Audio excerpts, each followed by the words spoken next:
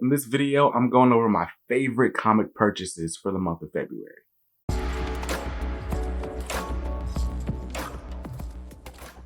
Welcome back to Comics Are Dope. I'm BJ Kicks, and this is my favorite pickups of the month of February 2023.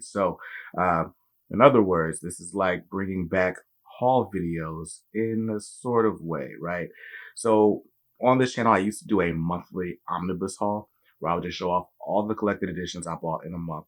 And, I gotta be honest, sometimes when you buy things, you buy them because of FOMO or because of the cover stands out to you or, for any number of reasons. And it kind of felt icky, gives me the ick to just kind of get on camera and be like, hey, look at all the stuff I bought, right? Because everything you buy isn't always for a good reason. Some purchases you may come to regret.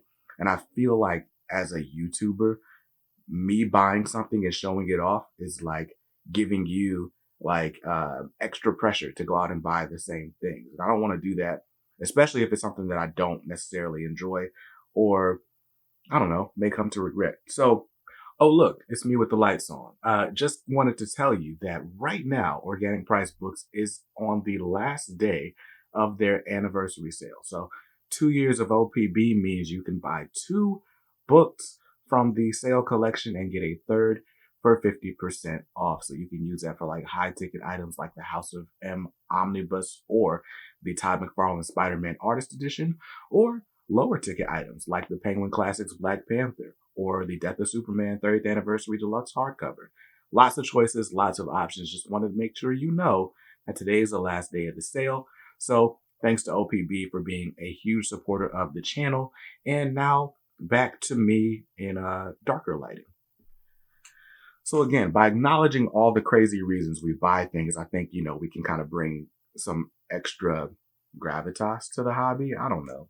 Just at least makes for good conversation, right? Because I buy stuff for the cover all the time, like this Black Adam #8, the Black History Month variant by Torrin Clark, or even this Teenage Mutant Ninja Turtles or Mighty Morphin Power Rangers Teenage Mutant Ninja Turtles issue #3 from volume 2.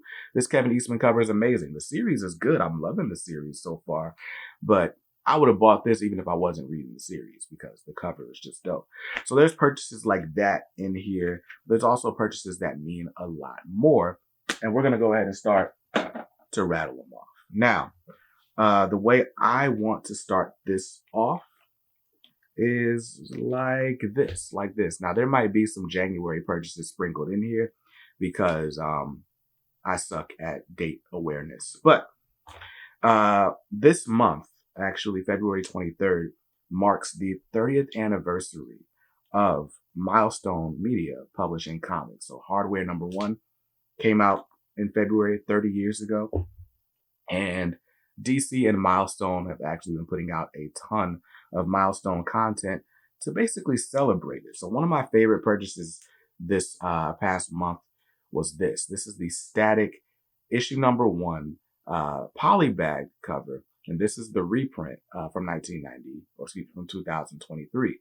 One key difference between this and the original polybag has a circle with the price that says $2.95. This one actually has a cover price of $9.99. So just in case, there are a few people out there trying to sell this on eBay as if it's the original from 30 years ago, that's an easy way to tell. No price circle. But anyway, I just never thought I would see this book out in the wild again. So the fact that DC reprinted it, and they reprinted it basically without any fanfare. Like nobody knew this was coming out until it just kind of showed up on the FOC list for lunar distribution. So I ordered a bunch because I needed a bunch. But yeah, Static #1, the collector's edition reprint. I just think this book has ended up being so important to who I am as a comic fan. And Static was my introduction to the Milestone universe through the Static Shock cartoon. So starting it off with that, but also there's a bunch of Milestone that was just really special to me this month. So this month marks the beginning of Static Season 2, or Shadows of Dakota. And Shadows of Dakota, this issue #1 is basically, like I said, Season 2 of Static. It starts off with so much more action and pace than the season 1 did. And what's really cool about it and what's different about this season is that my man Nick Draper Ivy, who was the artist on the season 1, is now the writer and artist on this book. He also is still being assisted by Vita Ayala, who did write season 1. But the difference in tone in this book, just from one issue, it's almost like a new series. Like, I almost wish this was season 1, not to discount the groundwork they built last year. But I feel like if the series started off with as much of a bang as this one does, it might have performed better, and we might have an ongoing right now. Like, that's how good this is. So Static Shadows of Dakota, I got all the covers. So cover A, I don't remember which cover is which actually. This is cover B by Chase Conley, if I'm not mistaken. Cover C by Olivier Coipel, which was my favorite out of the bunch. This 1 in 25 cover by Dan Hipp, featuring basically every Static iteration. Very cool. It's like this little chibi style. And then I've got the 1 in 50, which is a foil version of the Chase Conley variant. And on the way is still the 1 in 100. I'm making monthly payments on that, but I had to make sure I had it. And then also this month, we got the return of Hardware as well as Icon in Icon versus Hardware #1, written by Reggie Hudlin, art by Leon Chills. This was a good one as well. So those are a few things, but my favorite cover for the Icon versus Hardware was this. This is the 1 in 25 variant by Dennis Cowan, inks by John Floyd. And it's basically homaging the famous Nightfall cover where Bane is breaking Batman's back. So Icon is Bane, Hardware is Batman. But yeah, I love also the old school trade dresses for this. Like, just a great variant cover. So that is probably my favorite set of single issues, but you guys know I'm a big Milestone fan. It's been there on the wall for a minute. Another book kind of along those same lines that really stood out to me was a complete surprise. This book was not even on my pull list. I just went to the store and grabbed it and read it and loved it. This is Silver Surfer Ghostlight #1. It's written by John Jennings, art by Valentin Delandro. I think that's colors by Matt Mila. But dog, this book was amazing. So I don't want to spoil anything, but apparently there is a black guy who is very important to the history of the Silver Surfer, like dating back to like issue 5 or so. And this series is going to see that guy return in some interesting ways. But this issue is kind of just mostly set up for that return. And it follows this black family who moved from New York City to like upstate New York, which could very well have been, you know, the same thing as moving down south. Like, a lot of the way this book comes off is like the family from New York, the black kids from New York, moving down south to the sticks, to the boonies. And what I loved about this book was the way it shows off the black family dynamics, right? There's like intergenerational stuff. There's, you know, the kid talking to the grandmother, and just, there was so much culture in this book, so much that reminded me of my family and interactions that I've had that I never thought I'd see in a comic book. Like, even a Milestone comic book in many ways doesn't always get this like home style Southern black, right? I don't know how to describe it, but you got to read it. Like, this is one of those things where it's like, if you know, you know, like if you get it, then you get it. But I just loved this book. The art was great. The story was great. The voices for all the characters were great. And I don't even read cosmic stories. So maybe as this series go on, I might love it less, but issue 1, absolutely amazing. Probably it's at least top 2 favorite books that I read in the month of February. So there we go. Silver Surfer Ghostlight #1. Made it to my favorite things. Now, another favorite pickup was not a purchase at all, but it's this. This is Metal Shark Bro, issue #1. and this is the metal variant, and it's signed by writer Kevin Cuff. Now, Kevin Cuff and Bob France make up a writing duo. They also are the duo behind the podcast Word Bros. They make really funny independent comics that they fund via Kickstarter and then later, published through Scout and, other indie publishers. But they're just an example of a really hardworking duo in comics who, doesn't claim to have all the answers, but they want to make a really good product. And this limited edition product, this number 74 out of 100, was a gift to me for my birthday from Kevin Cuff, which was just amazing in itself. Like, being a comic book YouTuber, there's not like some sort of fraternity that we all belong to, or there's no special perks that we get when we're like, hey, I'm a YouTuber, now shower me with gifts. But when you're able to build genuine relationships, every now and then those relationships really start to bear fruit. Like, I can, honestly say that I am excited every time I see these guys make a book. And when we see each other in person at a con or something, we're always excited. There's a few other talented creators that I've been able to build relationships with and, talk to on a regular basis. And that means a lot to me. And this represents that to me, as well as just being a really dope cover to a really funny book. We're going to talk more about Metal Shark Bro coming soon. But that also made Kix's favorite things. Is that what we're calling this? I feel like Oprah. So yeah, let's do that. Another one of my favorite reads this month, it's got to be this. This is Superman #1, written by Joshua Williamson with art by, I always want to call him Josh. It's Jamal Campbell. But this book is interesting to me because, again, and I've said this a couple times, but for literal years now, I've been saying, man, I would love it if Jamal Campbell got to draw like a AAA title, like put Jamal Campbell on Batman, Superman, Green Lantern, something, because he did an action scene in Naomi season 1 involving Superman that just made me want to see him drawing more Superman. So for him to be drawing Superman, the main Superman title, monthly, 3 years later, it's just amazing to me. And the art in this issue does not disappoint at all. It was funny because when I read this initially, I gave it an 8 just off the story and my gut reaction. And then I kept reading it and then I kept going over it. I kept finding little details in the art and little details in the paneling and layouts. And I was like, my opinion of this issue grew more and more. And it's at least a solid 9.5 out of 10 for me. Just the art just elevated it that much more. So Superman #1, written by Josh Williamson, art by Jamal Campbell. Pick up this book if you like great art.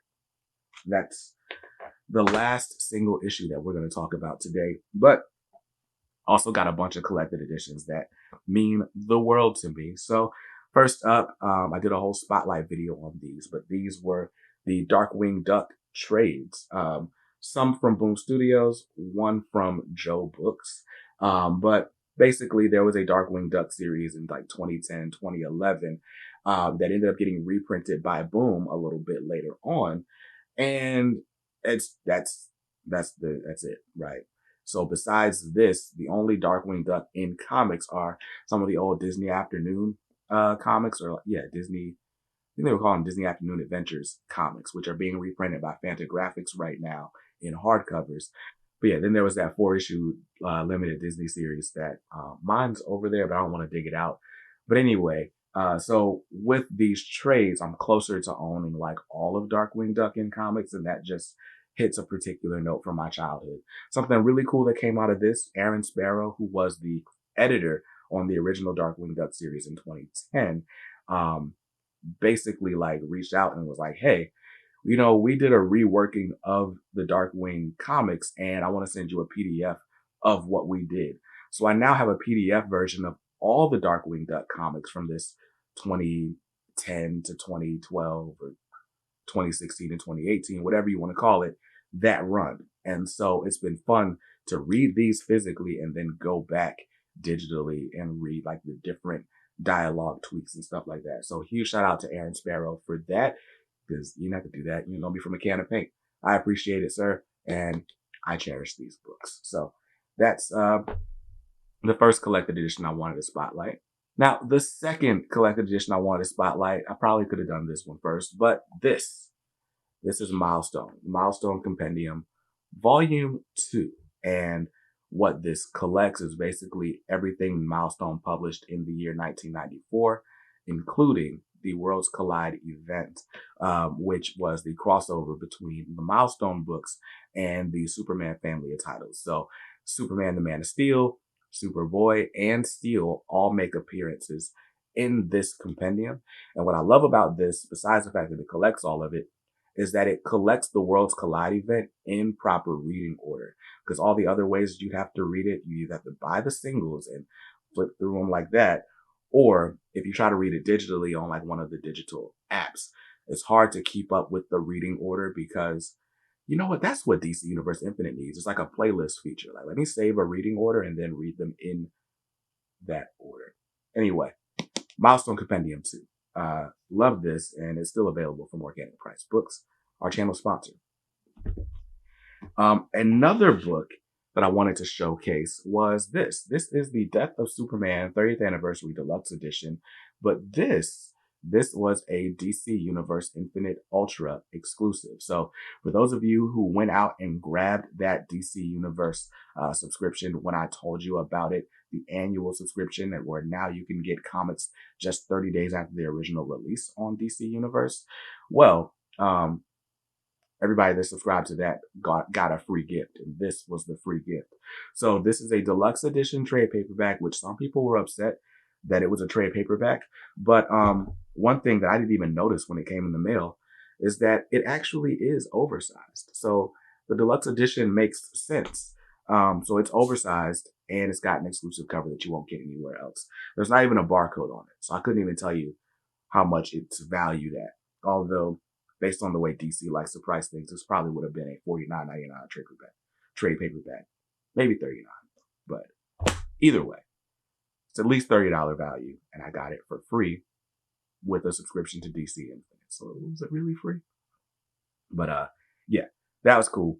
I just like the fact that it's an oversized trade paperback. Like, how often do you see that? The last time I saw that was the Alex Ross World's Greatest Superheroes. But anyway, we've made it to the last book of my favorite purchases of February. And my favorite purchase has to be this right here. This is the Batman Nightfall Omnibus, Volume 3. Now, I got to give a huge shout out to my guy, Matt Henricks from the K Squad on Facebook, the Comics Are Dope community. He posted a link at like 6 a.m. one day. Like, hey, Midtown Comics has this Nightfall Omnibus up for sale. I don't know, how many they have, but it's only like $75. And I was like, what? So I grabbed it. I think it was either 75 or 85, but it was less than cover. And this book has been out of print for a minute. Like, I've seen people selling copies of this book, just this book, for $300 itself.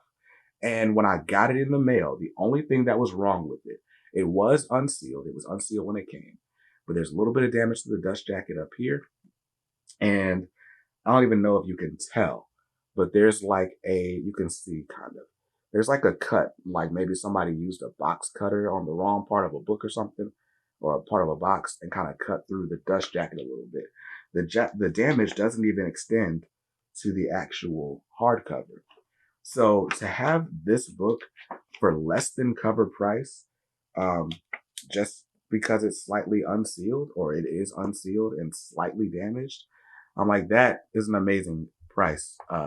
And I'm so glad to finally have a complete collection of Batman Nightfall Omnis. And so now my goal to have all of post-crisis Batman in omnibus format, at least everything that's been collected, doesn't have to be hindered by Nightfall. I was about to sell volume 1 and 2 because I figured, oh, Nightfall volume 3 will never get reprinted.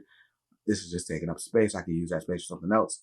And now I still need space. But I got Nightfall volume 3 out of print for less than retail.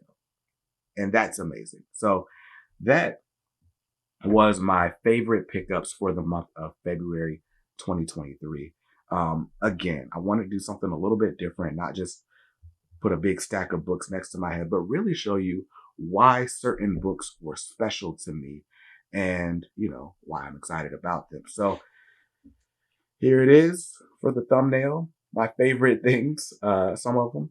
And yeah, if you want more of these videos, you gotta let me know in the comments down below. Give it a heart, give it a like, whatever they do on YouTube. That way I know that you want another one in March. And I'll see you guys in another video very soon. Before I go though, I gotta shout out the members of the channel family who make videos like this possible. You guys don't understand how much time, effort, and money it takes to run a YouTube channel. And every single membership means the world to me because you guys have decided to share 2, 3, 5 of your hard-earned dollars with me every single month. Like, and in exchange, you get to watch videos. And I like to give you behind the scenes content and shout outs and stuff. But I know it's an act of charity, and I wanted to say thank you because without you guys, I wouldn't be able to do stuff like this. And so huge shout out to the channel family. And now that I'm all sentimental and emotionally and choked up and stuff, I'll sign out. Peace.